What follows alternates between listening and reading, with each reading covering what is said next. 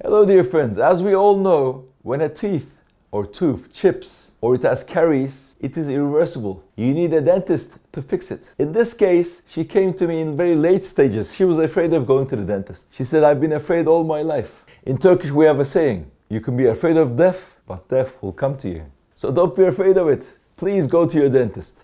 At first, I solved all the inflammation in her mouth. Bleeding, inflammation, I got rid of it using special laser techniques and mechanical techniques. Later on, I started reconstructing her smile and reconstructing her teeth, because when you clean the caries, there wasn't much tooth structure left. So the before was like this, and after 10 days, she became like this. Can you see the huge difference?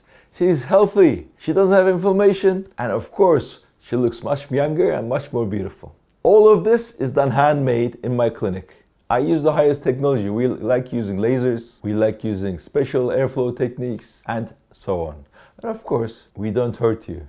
And if you're really afraid of the dentist, what do? We use special sedation techniques. We sedate you and do your treatments. So what do you think of the change? Do you like it? If so, please write in the comments. And if you have any question, give me a call. Thank you.